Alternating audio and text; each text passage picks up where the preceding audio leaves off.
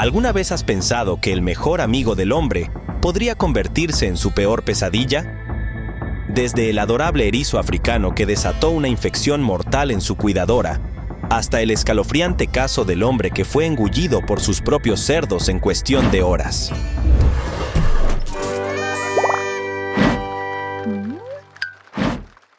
El pitbull y el anciano solitario. La noche en que los vecinos empezaron a preocuparse, algo había cambiado en la rutina del barrio. El anciano había interrumpido su paseo vespertino con el pitbull, un ritual que mantenía con puntualidad casi sagrada. Esa familiaridad era, a simple vista, el retrato de un vínculo inquebrantable entre dos generaciones, el hombre mayor y su inseparable compañero canino. Sin embargo, lo que comenzó como una imagen tranquila, terminó en una tragedia tan brutal como inesperada. Cuando la policía encontró al anciano ya sin vida dentro de su casa, el pitbull aún devoraba su cuerpo. La escena, que al principio parecía salida de una pesadilla, pronto se convirtió en objeto de debate público sobre la agresividad de ciertas razas. Pronto salieron a la luz antecedentes del can. Investigaciones revelaron que el pitbull había escapado de un hogar negligente en otros incidentes, y aunque aquel caso involucraba lesiones graves a terceras personas, lo que definió el choque moral fue la mezcla de afecto y agresividad. Mientras unos defendían que un solo error humano no debe condenar a una raza entera, otros clamaban por reforzar las regulaciones sobre animales con potencial peligroso. En San Antonio, por ejemplo, un fatal ataque protagonizado por pitbulls provocó una condena de 15 a 18 años para sus dueños tras matar a un veterano de 81 años y herir a su esposa. Los perros habían sido reconocidos por ataques previos y habían sido utilizados en peleas de entrenamiento cargadas con carne cruda para fomentar la agresividad. Ese caso sirvió de espejo para el actual, con eco en la responsabilidad sobre criadores, propietarios y las medidas de control animal. El tema no es tan simple.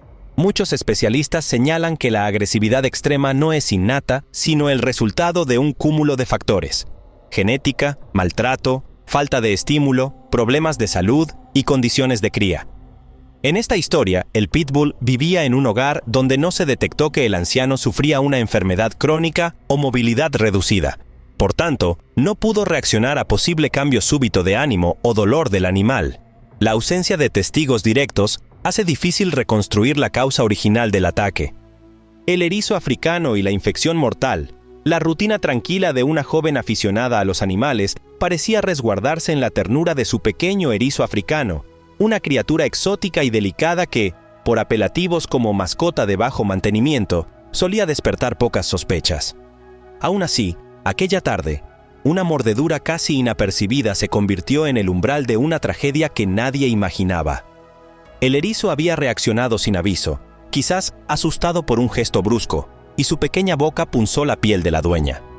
Lo que sucedió a continuación transformó una herida menor en un desenlace fatal: la infección por Streptobacillus moniliformis, una bacteria conocida por causar la fiebre por mordedura de rata, halló en ella un terreno inesperado, proveniente de una mascota que ni siquiera es roedor.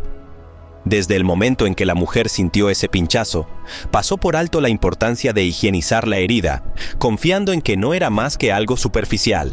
Sin embargo, ese moniliformis puede provocar complicaciones graves si no se actúa con rapidez. De hecho, se estima que este microorganismo se encuentra en la boca de entre un 10 y 100% de los roedores salvajes, pero también en pequeños mamíferos como erizos, tejones o hurones que los consumen o los manipulan, transmitiéndolo luego a sus cuidadores. En su caso, la bacteria penetró la piel e inició un proceso de fiebre, dolor articular y náuseas, pero el retraso en buscar atención médica le jugó en contra. El boa constrictor y el joven cuidador. La pasión del joven cuidador por los reptiles comenzó cuando apenas era un adolescente, dedicado a rescatar serpientes heridas y darles un hogar que muchos no le ofrecían. Con el paso del tiempo, su afición se centró en la cría y el manejo de boas constrictoras. Entre todas, había una en especial, un ejemplar adulto de casi 5 metros de largo, que él mismo sostenía con orgullo cuando hablaba sobre camuflaje, alimentación o hábitos nocturnos. Sin embargo, aquella madrugada cambió para siempre la percepción que tenía sobre el vínculo que se estableció entre humano y reptil. Aquel día, el joven regresó de trabajar y decidió, como solía hacer una vez al mes, verificar el estado del terrario y ofrecerle un roedor grande como cena a su boa. Pese a sus años de experiencia y conocimiento, algo quizás la falta de ayuda adicional o una distracción momentánea hizo que el encuentro se tornara trágico. Se acercó al terrario sin protección adicional y en un abrir y cerrar de ojos, el reptil reaccionó. Atacó, mordió con fuerza y envolvió su cuerpo. En cuestión de segundos, la constricción se apoderó de él y antes de que se pudiera socorrer, su vida se apagó. El animal, actuando por instinto, continuó con su proceso natural de digestión y fue encontrado semanas después por los servicios de emergencia en estado de semifagia. El chimpancé y el ataque descontrolado, el asombroso vínculo entre humanos y primates, puede desdibujarse con rapidez cuando lo que parecía domesticidad se convierte en fricción salvaje. Una mujer había adoptado un chimpancé, criándolo desde cachorro, como si fuera su propio hijo, alimentándolo en la mesa, vistiéndolo con ropa e incluso permitiéndole dormir en la cama. Sin embargo, aquel vínculo afectivo, plagado de gestos de ternura, ocultaba un peligro latente. El chimpancé, superando los 100 kilos en peso, guardaba instintos que la convivencia humana no podía erradicar. Una tarde, durante una visita compartida con una amiga de la dueña, la tragedia se desencadenó. El animal, alterado por una simple distracción, quizá un gesto o una voz nueva, se abalanzó con una fuerza brutal. El ataque fue tan súbito que hubo poco tiempo para reaccionar. La víctima fue mutilada gravemente. Perdió parte de su rostro, sus extremidades y gran parte de su independencia. Aquella escena, violenta y desgarradora, señaló al mundo el verdadero peligro que supone tratar a un primate salvaje como mascota. Este caso no es aislado ni anecdótico. En febrero del 2009, un chimpancé de unos 90 kilos llamado Travis, criado desde pequeño dentro del hogar en Connecticut, arremetió contra Charla Nash, amiga de su dueña, arrancándole manos, ojos, labios y nariz. El ataque culminó con la intervención de la policía, que disparó para frenar la agresión. En un paralelo aterrador a nuestra escena, durante más de 5 horas la criatura atacó sin piedad antes de ser abatida. La repercusión fue enorme. La legislación estadounidense se vio obligada a regular con severidad la tenencia de primates como mascotas. En Connecticut, se aprobó una normativa que prohíbe primates de más de 23 kilos, una medida derivada directa del incidente. A pesar de ese precedente, en nuestro relato fatal el chimpancé desbordó los límites del afecto y se convirtió en el vehículo de una violencia devastadora. Los gatos devoradores en solitario. La rutina cotidiana de una mujer que vivía sola con sus gatos transcurría en una aparente burbuja de tranquilidad. Era una amante de los felinos, que compartían con ella más de una docena de maullidos y ronroneos diarios. Sin embargo, un silencio se apoderó del hogar cuando empezó a faltar a sus citas médicas, y los vecinos dejaron de verla salir. Pasaron varios días antes de que alguien decidiera hacer una llamada de auxilio, alerta por el hedor creciente que emanaba de su departamento. Cuando la policía irrumpió, se encontró con un paisaje dantesco. La mujer yacía en el sofá, fallecida probablemente desde hacía días, mientras una decena de gatos merodeaba a su alrededor y algunos mordisqueaban su cuerpo. La degradación del cadáver, con foco en la región superior, sugirió que los animales habían comenzado su festín entre 4 y 8 días después del deceso, cuando ya la rigidez y el enfriamiento desaparecieron. Según forenses del condado, los gatos suelen concentrarse en zonas blandas como rostro, cuello y pecho. Esto concuerda con un informe de Psychology Today, donde se indica que las víctimas previamente muertas hasta 48 horas presentaban evidencias de que los gatos habían estado mordisqueando el cuerpo. En efecto, en este caso la primera parte devorada fue el rostro, seguida del cuello, por ser accesible y nutritivo. El tigre de Bengala del coleccionista, la fascinación por lo exótico, lo llevó a coleccionar grandes felinos. Su jardín se convirtió en un santuario privado para una hembra adulta de tigre de Bengala, un animal imponente de más de 200 kilogramos. Cuidada con esmero, la tigresa respondía a su nombre y parecía aceptar la presencia humana, tanto que los amigos del coleccionista lo describían como un vínculo casi místico, lejos de la simple convivencia con perros o gatos. Se le admiraba por ofrecerle carne fresca, juguetes gigantes, enriquecimiento ambiental y cámaras web para monitorear sus movimientos. Sin embargo, Aquella admiración creó una ilusión de control tan frágil como la piel de un animal salvaje. La mañana antes del ataque, todo parecía transcurrir en calma. El coleccionista revisaba los comederos y videogrababa escenas para redes sociales, mostrando la relación afectuosa entre ambos. La tigresa ronroneaba con su peculiar gruñido felino y lamía el brazo de su cuidador. Sin embargo, según expertos en comportamiento salvaje, estos gestos no significan domesticidad, sino una mezcla de curiosidad e instinto territorial. En cuestión de segundos, lo que fue un acto rutinario se transformó en un ataque mortal. La tigresa, por razones que aún discuten los especialistas, territorialidad, hambre, estrés o simple reacción instintiva, saltó con fuerza, lanzó un zarpazo y lo tumbó en tierra. En el conflicto, el hombre cayó al interior del recinto, con el animal encima devorando su cuello y torso, provocando la tragedia en cuestión de minutos. La tarántula y la septicemia fatal. Desde el momento en que decidió que una tarántula sería su próxima compañía, el dueño desconocía que aquel arácnido peludo ocultaba algo más que una apariencia exótica. Creyendo que la mordedura sería similar a una picadura de abeja, subestimó el potencial misterio escondido en el depósito de bacteria en las fauces del animal. Y es que, aunque no es común, las tarántulas en cautiverio con frecuencia acarrean bacterias en sus quelíceros por vivir entre sustratos cargados de excrementos e insectos.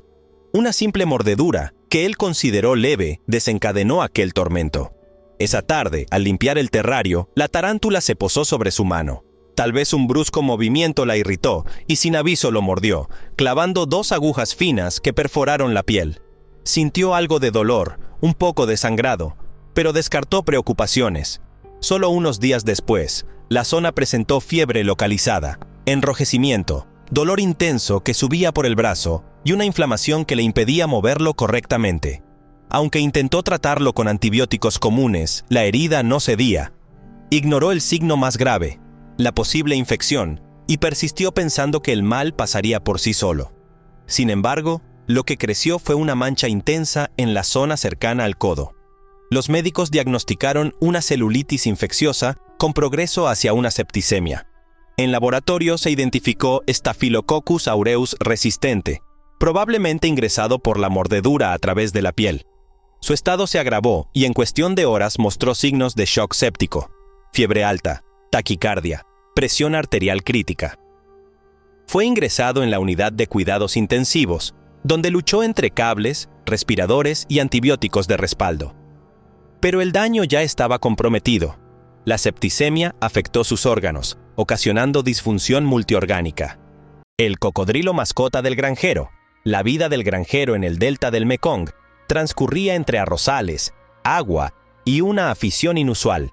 Criaba un cocodrilo como mascota. Había rescatado al reptil de una cría callejera, apostando por domesticarlo. Durante años, el animal convivió con él sin aparentes problemas. El granjero lo alimentaba con peces y ranas y hasta se permitió bañarse junto a él, practicando un vínculo que a ojos ajenos parecía insólito.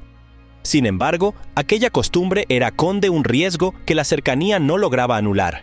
Un día, mientras arrojaba comida al agua, el reptil lo atacó de improviso, lo arrastró al fondo y lo devoró parcialmente. Lo que siguió fue una búsqueda desesperada y un hallazgo doloroso. El cuerpo despedazado rodeado de un entorno silente y desgarrador. Los restos quedaron esparcidos en el estanque, y las autoridades locales, al no encontrar su cuerpo completo, procedieron a sacrificar al cocodrilo para poder recuperar los restos, una práctica común para facilitar las labores forenses y evitar ataques posteriores. Este procedimiento, aunque polémico, suele justificarse por la urgencia de esclarecer la escena y de proteger la comunidad. En informes preliminares se describió el cuerpo mutilado, con extremidades faltantes y señales de arrastre acuático, lo que evidenciaba una reacción instintiva del reptil ante una presa humana. La hiena domesticada del artista, la figura del artista excéntrico, se había convertido en un enigma viviente.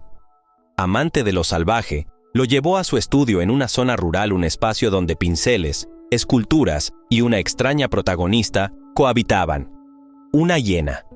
Criada desde cachorro, alimentada en la mano, acostumbrada a caminar entre lienzos, la hiena era parte del proyecto, una musa inusual.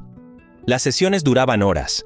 Luz tenue, auriculares, música ambiental y la mirada felina del animal, que observaba atentos los trazos del pincel. Nadie creía que aquello pudiera acabar mal. Sin embargo, el arte, en su exposición pública, se transformó en el escenario de una tragedia repentina. Durante una sesión de fotos con varios asistentes, todo avanzaba con normalidad hasta que, en un instante, el artista se giró para ajustar el foco de la cámara. Ese gesto, cotidiano, fue interpretado como una amenaza por la hiena. De repente, el animal se abalanzó, mordiendo con una fuerza asombrosa y atrayendo a los curiosos hacia una escena que alteró el entorno en un segundo. Lo que fue una mascota doméstica se convirtió en un depredador sin filtro. El artista cayó, y la hiena avanzó sobre él, hundiendo sus mandíbulas en su cuello y rostro mientras los asistentes retrocedían horrorizados. En cuestión de segundos, la vida del artista se extinguió, y la criatura, presa de su instinto, fue contenida con dificultad. Aunque las hienas suelen tener mala fama, no se les considera agresivas por naturaleza con humanos. Sin embargo, cuando se las mantiene en cautiverio sin protocolos estrictos, su instinto puede desbordar. Las hienas manchadas suelen ser grandes cazadoras. Matan alrededor del 95% de las presas que consumen, contrariamente a la creencia de que solo roban carroña. Es decir, son depredadores eficaces y activos, no oportunistas pasivos. Ese comportamiento refuerza la idea de que, aunque se críen como mascotas, una hiena puede revertir su educación al primer atisbo de amenaza.